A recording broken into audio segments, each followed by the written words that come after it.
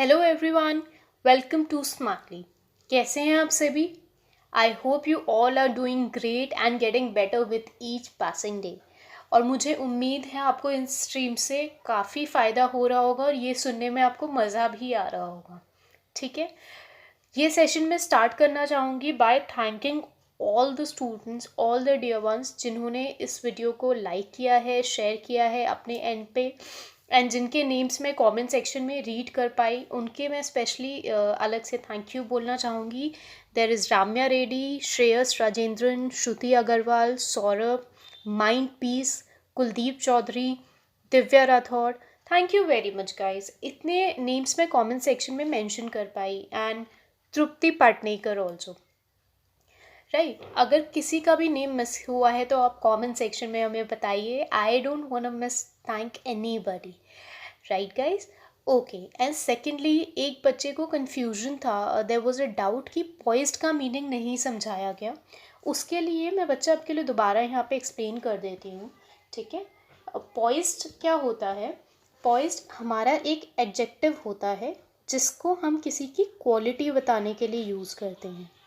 ठीक है, quality characteristic वाला क्वालिटी नहीं। जैसे हाँ, एडजेक्टिव क्यों? क्योंकि हम किसी की विशेषता बता रहे हैं। Poised man, right.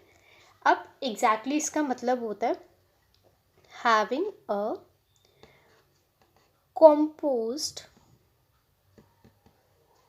And self assured manner. ठीक है, जैसे हमने लॉर्ड बुद्धा के एग्जाम्पल डिस्कस किया है, उनके अंदर काफ़ी कामनेस, काफ़ी कंपोजर होता था। ठीक है, और जैसे हमें सेल्फ एश्योरेंस है, हमें पता है कि हम इस टाइम पे ठीक लग रहे हैं या ठीक बोल रहे हैं, तो उसको हमें पॉइज्ड अपीयरेंस होती है। तो वो जो काम एंड कंपोज, अगर आपके अंदर से कामनेस होता है ना, तो वो बाहर भी पॉइज्ड इनसाइड, बाहर भी रिफ्लेक्ट होती है ये इमेज कि सामने वाला बंदा बड़ा शांत और कॉन्फिडेंट है अपने आप में। ठीक है, जैसे आपने आर्मी मैन को देखा होगा, they are very graceful, they are elegant. जो भी वो पहने, जिस भी तरीके से रहे, they are very elegant, they are calm and composed. ठीक है, वो अपने लिए अश्योर्ड है, चाहे अंदर से उनको पेन हो रहा है, गुस्सा है, नहीं है, तो भी हमेशा वो एक पर्टिकुलर फॉर्म में रहते हैं, जो फॉर्म उस टाइम के लिए रिक्वायर्ड होती है। इसी चीज़ को हम पॉइज्ड कहते हैं। I hope this doubt is clear for you, right?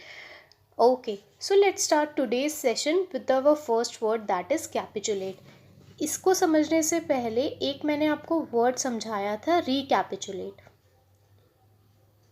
अगर आपको ये याद है तो आप कमेंट सेक्शन में मुझे इसका एक मीनिंग, एक सिनोनिम और एक एंटोनिम बताएंगे। इफ़ यू डोंट तो हमारे प्रीवियस स्ट्रीम्स में जाके इस वर्ड को चेक करेंगे, रिकैपिचुलेट। ठीक है, ओके, तो आज हम पढ़ेंगे कैपिचुलेट। कैपिचुलेट मतलब सरेंडर करना होता है। ठीक है, जैसे आप ये इमेज देख पा रहे हैं, यहाँ पर क्या हो रहा है, ये इंटरनल रेवेन्यू सर्विस है। ठीक है, रेवेन्यूज़ लेती है लोगों से। अगर वहाँ से कोई नहीं अपने रेवेन्यूज़ वगैरह नहीं फिल कर रहा है तो ये लोग उसके बारे में इंक्वायरी करते हैं। ठीक है, काफ़ी पता वता लगाते हैं, जैसे डिटेक्टिव्स होते हैं ना, वो छोड़ देते हैं उनके पीछे ताकि उनके बारे में पता कर चल सके कि क्या रियलिटी है। ठीक है, तो this person has come here, please stop prying, I capitulate. Please मेरा पीछा करना, मेरे बारे में पता लगाना, ताक झाक करना छोड़ दो, मैं सरेंडर करता हूँ। ठीक है, तो ये हमारा हो गया कैपिचुलेट। इसका लिटरल मीनिंग देखेंगे यहाँ पे, to surrender on conditions agreed upon. तो जिन कंडीशंस पे अग्री करके सरेंडर कर देना, उसको कहते हैं capitulate. To give up all the resistance yield. जो भी आप रेजिस्टेंस, जो प्रतिबंधन जिसको हम हिंदी में कहते हैं, सॉरी प्रतिरोध, तो सारा प्रतिरोध छोड़ देना, उसको कहते हैं हम कैपिचुलेट करना। ठीक है, देन यील्ड का मतलब अभी मैं आपको सिनोनिम्स के साथ समझाऊंगी। ठीक है, तो जैसे अभी समझाया, आत्मसमर्पण करना, सरेंडर करना, right.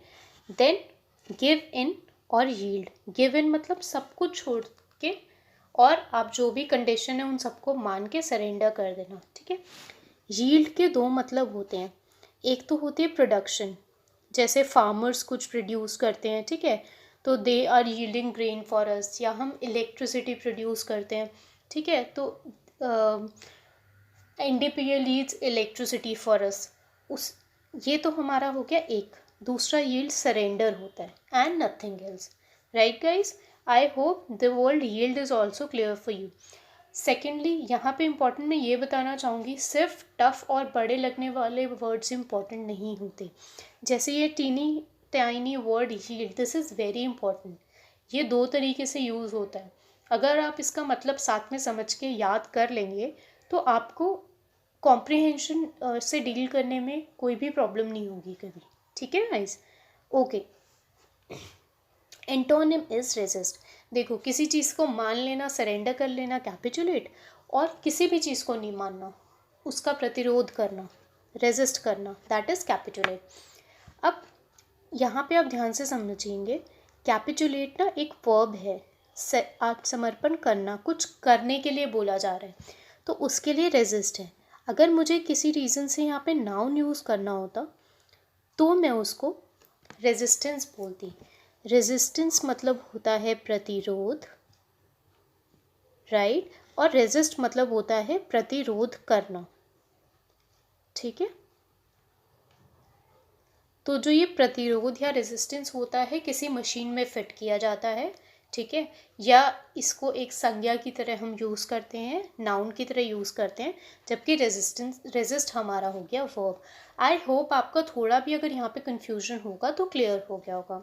For example, please stop your prying, I capitulate, ये मैं आपको ऑलरेडी एक्सप्लेन कर चुकी हूँ। Next word of the day is tangible. Guys, tangible से थोड़ा सिमिलर साउंड करता हुआ वर्ड टैंगल्ड मैंने आपको पहले पढ़ाया था। इसका भी सिर्फ एक मीनिंग, सिनोनिम और एंटोनिम आप कमेंट सेक्शन में मेंशन कीजिए अगर आपको याद है तो। नहीं याद तो प्रीवियस सेशन में जाके आपको देखना चाहिए, it is a very important word. नहीं तो आप टैंजिबल और टैंगल्ड में कंफ्यूज होंगे, ठीक है। टैंजिबल मतलब होता है पैल्पेबल, वास्तविक। वास्तविक मतलब असली में, ठीक है। अब पैल्पेबल क्या होता है? पैल्पेबल एक ऐसे वर्ड से आता है, एक ऐसी वर्ब से आता है जिसका मतलब होता है पैल्पेट, ठीक है। तो मेडिकल डिक्शनरी में या मेडिसिन में इसको बहुत जनरली कॉमनली यूज़ करते हैं। बॉडी के अंदर कोई भी प्रॉब्लम होती है तो उस एरिया को टच करके देखा जाता है कि वहाँ पे वो सच में एग्जिस्ट कर रही है कि नहीं। जैसे मान लीजिए अंदर कोई स्वेलिंग है, कहीं पे कोई पेन है, तो टच करके देखा जाता है कि कहाँ से कहाँ तक पेन है, ठीक है, और कितना ज़्यादा पेन है। तो किसी भी चीज़ को हम छू कर देखते हैं कि वो वास्तविकता में है कि नहीं है, उसको कहते हैं पैल्पेट, और उससे पैल्पेट हमारा वर्ब है, ठीक है। और कोई चीज़ टच करने लायक वास्तविकता में एग्जिस्ट करती है तो उसको पैल्पेबल कहते हैं कि ये चीज़ छूने लायक है, तो वो एक एडजेक्टिव बन जाता है। Palpable thing, palpable area, palpable muscle, palpable when, ये सब ऐसे पूरे पूरे वर्ड्स बनते हैं। Okay guys, right. Synonym is tactile. अब टेक्टाइल में क्या होता है, ये ना एक तरह की सेंसेशन होती है। हमारी बॉडी में डिफरेंट सेंसेशंस के लिए अलग अलग रिसेप्टर्स होते हैं, अलग अलग पॉइंट्स होते हैं, जिनसे हम किसी से हम पेन फील कर सकते हैं, किसी से टच, किसी से प्रेशर, ऐसे अलग अलग, यस, इनके अलग अलग रिसेप्टर्स होते हैं, अलग अलग पॉइंट्स होते हैं, ठीक है। तो टेक्टाइल मतलब जो छूने लायक चीज़ हो या छूने वाली चीज़ हो, उसको हम कहते हैं टेक्टाइल, ठीक है। अब मटेरियल क्यों लिखा है? आपको पता है कोई भी मटेरियलिस्टिक चीज़ होती है ना, कोई भी वस्तु होती है, तो उसको हम टच करेंगे तभी हमें पता चलेगा कि वो वस्तु है। वो इमोशन नहीं हो सकता, वो बातें नहीं हो सकते, वो हमारे थॉट्स या अजम्पशंस नहीं हो सकते। इसीलिए टैंजिबल का सिनोनिम होता है मटेरियल, ठीक है।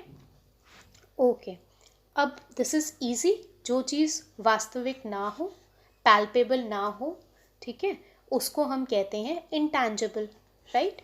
Okay, for example the characters was as tangible as all of us standing in the room.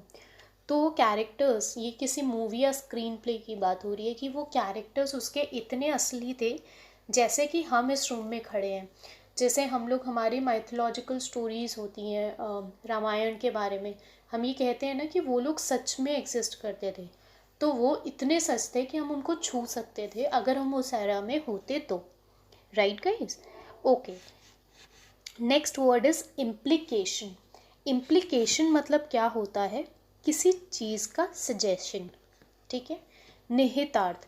निहित मतलब छुपा हुआ या बेसिकली जो अंदर की सारा निचोड़ बात होती है उसको हम निहित कहते हैं, और अर्थ इज अर्थ. ठीक है. तो कोई भी आपको बात से क्या सजेशन मिल रहा है, वो बात आपको किस डायरेक्शन में लेके आ रही है, ठीक है, उसको हम कहते हैं इम्प्लीकेशन. ठीक है. तो इससे आपको सिर्फ एक हिंट मिलता है, पूरा डिस्क्रिप्शन नहीं मिलता. ठीक है. ओके. इन्फेरेंस, इंसिनुएशन. तो जैसे मान लीजिए हम बड़ा सा एक्सपेरिमेंट करते हैं. ठीक है. A reacts with B gives C. ठीक है. तो अगर मैं इसको ऐसे बोलूँ कि फर्स्टली पहले ए ने बी से रिएक्ट किया, फिर बी ए एक्स बी एक्स बने. ठीक है. फिर ए एक्स बी एक्स से ए ये फॉर्म डेवलप हुई. ओके. फिर सी बना. तो ये तो मेरा रिजल्ट हो गया जो मैंने डिटेल में लिखा है. अगर मैं इसको शॉर्ट में लिखूं पहले की तरह, ए प्लस बी गिव सी, बिना कुछ डिटेल मेंशन किए हुए मैंने आपको शॉर्ट में जो मतलब था वो हिंट कर दिया. इसको हम इन्फेरेंस कहते हैं, इसको हम इम्प्लीकेशन कहते हैं. Right guys? ओके. अब इंसिनुएशन पढ़ते हैं. ठीक है. ये भी एक नया वर्ड था. अब आप देख पा रहे होंगे जैसे प्रीवियस स्लाइड में हमने पैल्पेबल भी पढ़ लिया टैंजिबल के साथ. ठीक है. तो आपको पढ़ते पढ़ते 1 से 2 मतलब पता चल जाएंगे, विच इज़ रियली गुड. ठीक है. आप ऑलमोस्ट 20-30 मिनट्स में 15 से 16 वर्ड नए लर्न कर रहे हैं in a day. That is really good. ठीक है. तो आप डेली इनकी रिविजन कीजिए ताकि चीज़ें आपको याद रहें. तो getting back to the one, insinuation. Insinuation मतलब क्या होता है? एक अनप्लेजेंट का सा हिंट या फिर एक ऐसा सजेशन जो किसी बुरी चीज़ के बारे में बता रहा है. इसको हम कह सकते हैं suggestion of something bad is इंसिनुएशन.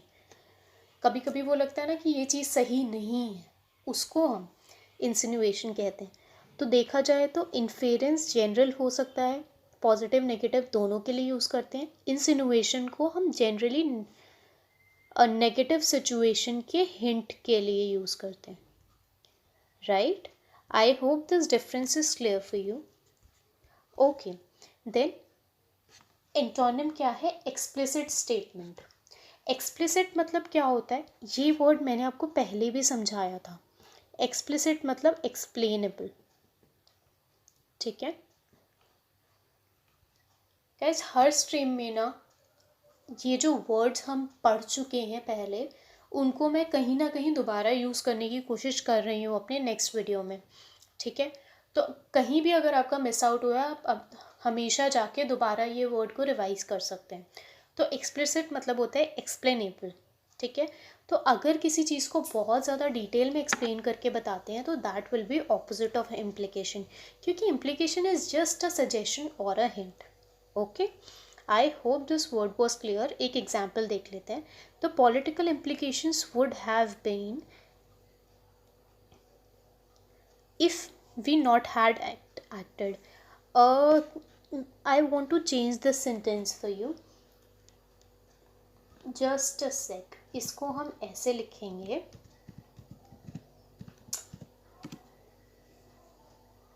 Yeah. What are the implications of this report? Question form में पढ़ लेते हैं. What are the implications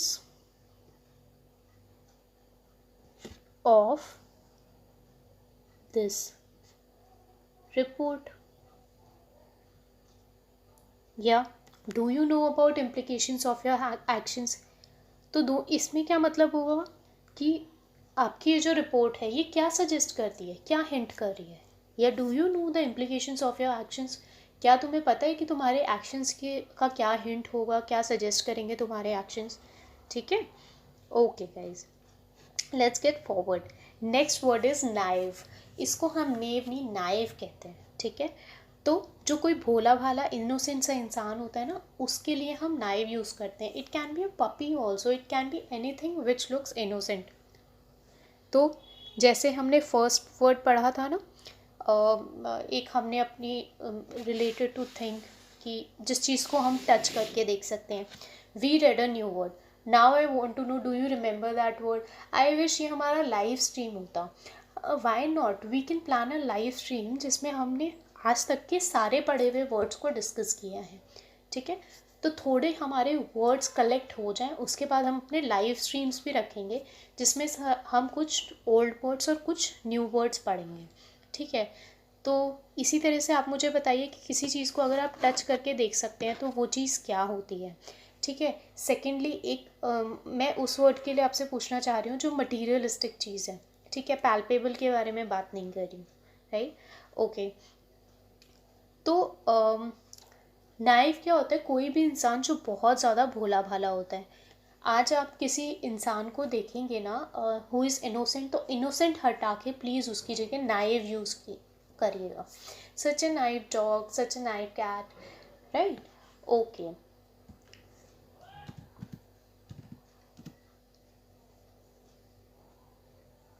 ठीक है, सो नाइव में ना एक इनोसेंस होता है, भोलापन होता है. लेकिन आप किसी को भोला क्यों कहते हैं?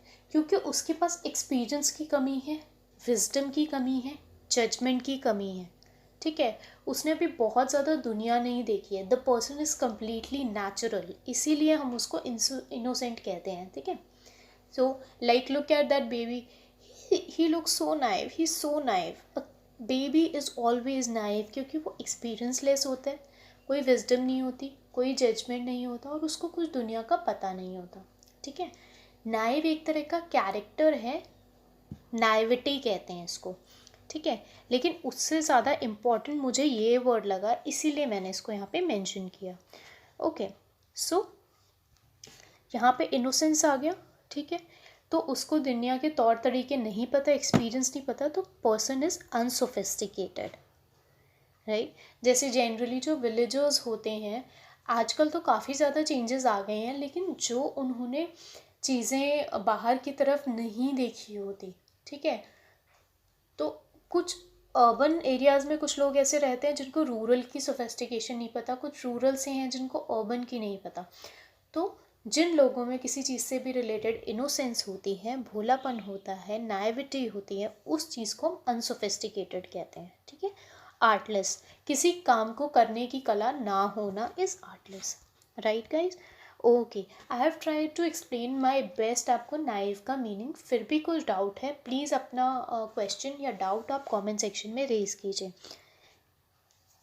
ओके, तो sophisticated is the opposite or antonym of naive. Okay, then you are a naive little child. आप एक भोले भाले छोटे बच्चे हैं. Next word is proscribe. Proscribe को आप डॉक्टर जो प्रिस्क्राइब करते हैं उससे कंफ्यूज नहीं कीजिएगा. प्रिस्क्राइब करना मतलब होता है कोई भी चीज़ का रिटन या कोई भी चीज़ एडवाइस करना, स्पेशली मेडिसिन से रिलेटेड या रेमेडी से रिलेटेड ये वर्ड प्रिस्क्राइब यूज़ होता है. Prescribe is with an E, proscribe is with an O. Okay, right. तो इसका मतलब होता है किसी चीज़ के लिए मना करना, उसका बहिष्कार करना. ओके, सिनोनिमस प्रोहिबिट और बैन. जैसे बहुत सारी चीज़ों को बैन कर दिया जाता है तो इसका मतलब वो प्रोस्क्राइब कर दी गई है. ठीक है, प्रिस्क्राइब मतलब कुछ करने के लिए एडवाइस करना, प्रोस्क्राइब मतलब कुछ करने के लिए मना करना. ठीक है, okay. Antonym is to allow और टू सपोर्ट. देखिए, प्रिस्क्राइब को ना आप एग्जैक्ट एंटोनिम नहीं है वो. ठीक है, वो होता है जनरली मेडिसिन से रिलेटेड, समझ रहे. तो इसीलिए हमने यहाँ पे एंटोनिम में उसको मेंशन नहीं किया है. तो एंटोनिम हो गए किसी चीज़ को अलाउ करना और सपोर्ट करना. Then example is in some cultures surgery is proscribed. कुछ ऐसे कल्चर्स होते हैं जिसमें सर्जरी, किसी भी तरह की सर्जरी का करना मना होता है, फॉरबिडन होता है. Okay, next word is empire. Empire मतलब डैमेज होना, क्षीण होना, ठीक है। ये क्षीण हमने ना कल डिमिनिश से रिलेटेड भी पढ़ा था। डू यू रिमेंबर डिमिनिश हमने किस चीज़ का मीनिंग पढ़ा था? वहाँ पर भी हिंदी मीनिंग क्षीण ही था।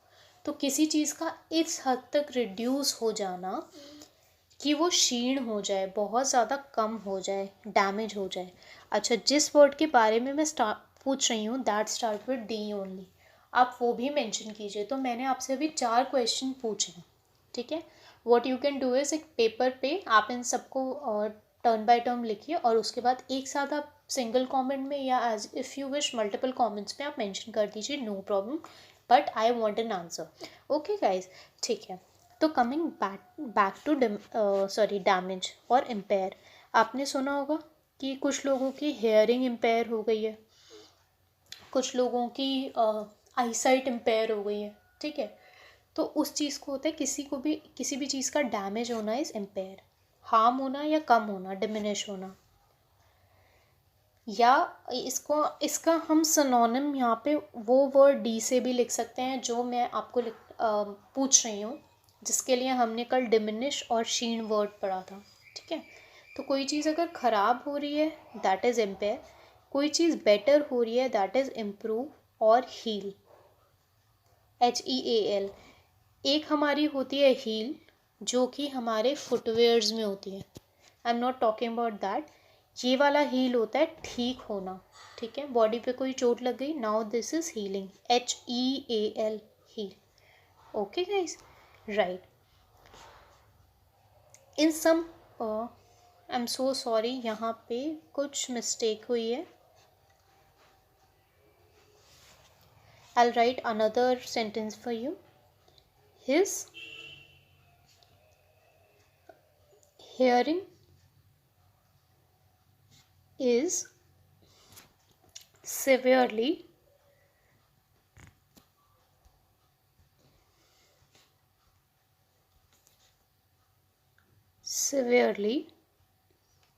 impaired, ठीक है। severely मतलब बहुत बुरी तरह से, उसकी हेयरिंग बहुत बुरी तरह से ख़राब या क्षीण या डैमेज हो चुकी है, ठीक। I hope all the words still here are clear for you guys. Next word is renic. Okay, so renic, how do we pronounce it? renic.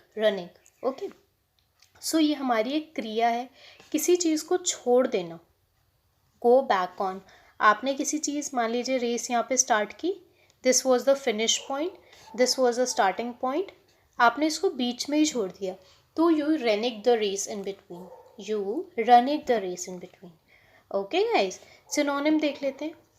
Backout करना किसी चीज़ से, या बीच में ही तोड़ देना, तोड़ क्या रहे हैं, फ्लो को तोड़ रहे हैं, ठीक है। तो that is रनिक।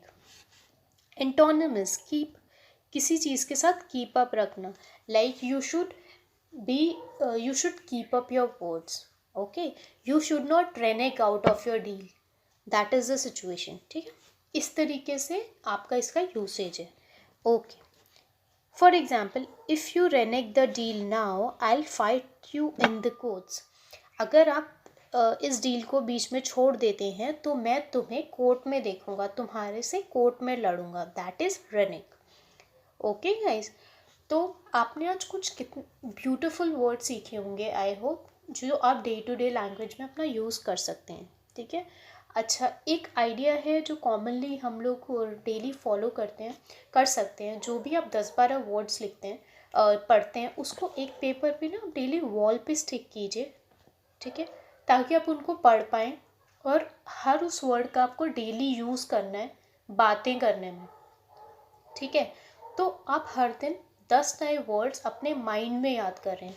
Do you know about the 24-48-72 वाला रूल, कि एक चीज़ को जब आप एक बार याद कर लेते हैं, उसको 48 आवर्स तक रिवाइज़ करते हैं, फिर 72 आवर्स के बाद रिवाइज़ करते हैं, तो वो हमारी मेमोरी में परमानेंट हो जाता है। तो आप इन 10 वर्ड्स को सिर्फ कुछ मिनट्स दे के 3 बार रिवाइज़ कर सकते हैं और अपने ब्रेन में हमेशा के लिए स्टोर कर सकते हैं। So that is the power of these words and these sessions. देखिए, एक बार तो मैं पढ़ा रही हूँ, एक बार आप रिवाइज करेंगे, एक बार आप यूज़ कर लीजिए, दैट्स इट, हो गया काम। Okay guys, right. So next word is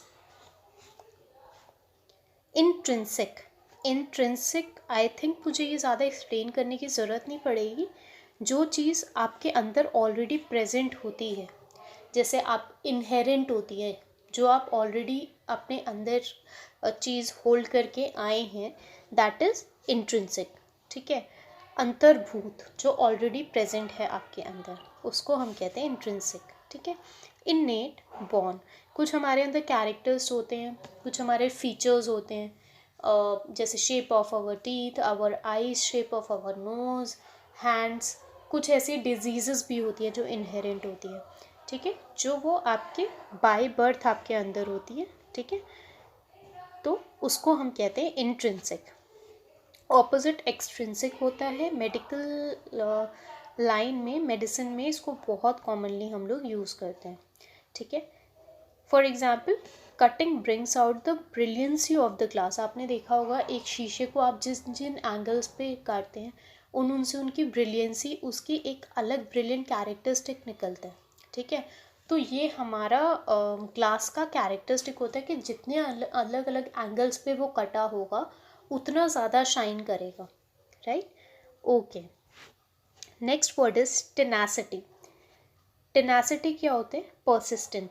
आपके अंदर मेहनत करने की दृढ़ता होनी चाहिए, टेनासिटी होनी चाहिए। You should be having this tenacity to clear your examination, to build up your vocabulary, to see the live session daily.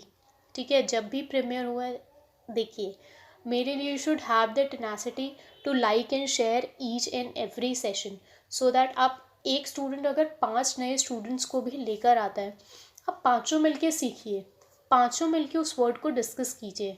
ठीक है, बहुत ईजी हो जाएगा and it will be fun to learn. Right, तो coming back to the session, tenacity means persistence और दृढ़ता।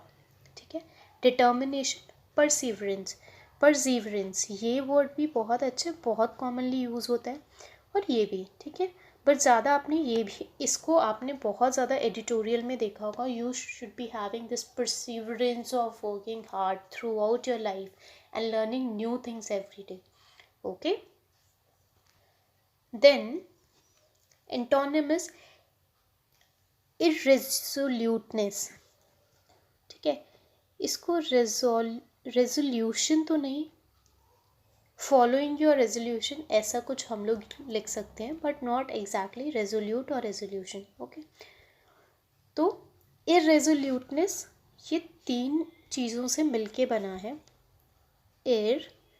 Resolute और नेस। ये आप न्यू ईयर पे देखते हैं, न्यू ईयर आने से पहले हम सब कुछ रेजोल्यूशन डिज़ाइन कर लेते हैं। ठीक है, कि हम ये करेंगे, हमारी ये सोच है, हमारी दृढ़ता है कि हम ये चीज़ को फॉलो करेंगे। ठीक है, ये चीज़ें चेंज करने में। तो जो रेजोल्यूशन वर्ड है वो रेजोल्यूट से बना है। ठीक है, रेजोल्यूटनेस हमारा एक जो डिसीजन हो गया कि हम उस चीज़ को फॉलो करेंगे, दैट इज़ रेजोल्यूटनेस। ठीक है, और इर मतलब होता है नेगेटिव ऑफ दैट। ठीक है, कि आपके अंदर फैसला करने की या डिसीजन लेने की या पर्पस के लिए कोई भी पावर नहीं है, दैट इज़ इरेजोल्यूटनेस। ठीक है, समझ आया? I will explain it again. Resolution होता है किसी भी चीज़ को करने का डिटर्मिनेशन। ठीक है, तो ये तो हमारा हो गया डिटरमाइंड। ठीक है, नेस मतलब डिटरमाइन करने की या किसी चीज़ को डिटर्मिनेशन बनाने की क्षमता। एर मतलब वो क्षमता ना होना।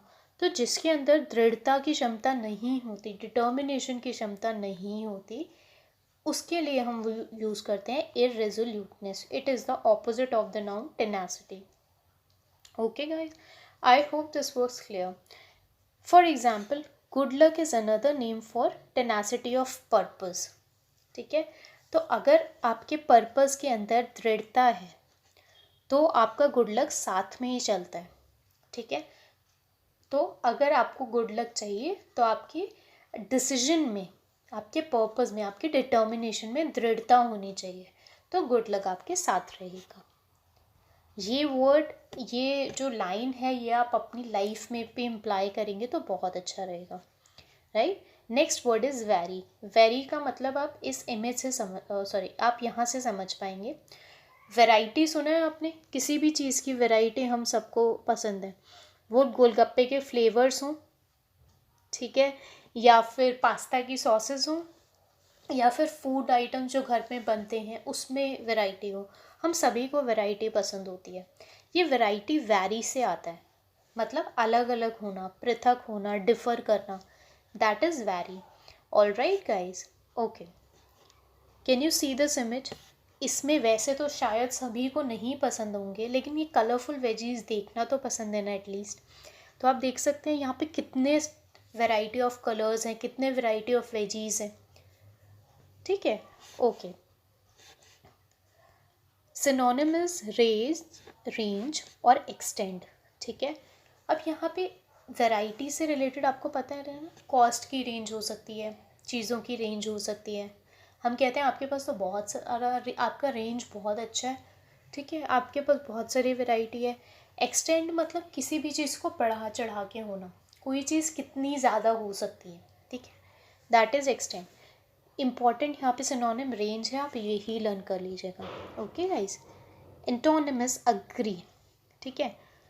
अब इसको किस एस्पेक्ट में यूज़ किया गया है, देखिए, एक तो मैं वेरी आपको वैरायटी के तरीके से बता रही थी, ठीक है। कभी कभार ना हमारे थॉट्स एक दूसरे से मैच नहीं करते, तो we vary in our thought, okay, we vary in our thought, vary नहीं, we vary in our thought, we differ in our thoughts and thinking, ठीक है, वो होता है वेरी। एक वैरायटी वाला वेरी था जो मैंने आपको अभी इमेज फॉर्म में बताया था, ठीक है। एंटोनिम क्या होता है, किसी से अग्री करना, आपके थॉट्स मैच करना, that is very, okay. For example, the diamonds very in size, जो डायमंड्स हैं वो अलग अलग है वैरायटी में। तो यहाँ पे मैंने आपको दोनों मीनिंग्स से रिलेटेड कुछ एंटोनिम्स बताने की कोशिश की है और सेंटेंसेस भी, okay. Now we are done with our words for today, we are left with 2 idioms and phrases। ध्यान से देखिएगा guys, okay. A dime, a dozen, ठीक है। डजन मतलब सबको पता है क्या होता है, डजन एक काउंट है जिसका मतलब होता है 12 होना, ठीक है, ओके।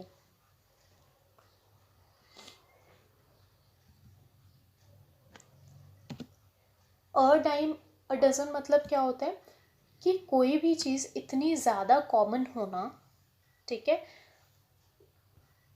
कि वो यूनिक ना हो, ठीक है, किसी भी चीज़ का कॉमन होना इज़ यूनिक, ठीक है, ओके, सॉरी, किसी भी चीज़ का कॉमन होना, यूनिक ना होना। एक्चुअली टाइम, टाइम का मतलब क्या होता है, समय, टाइम से रिलेटेड है, ठीक है।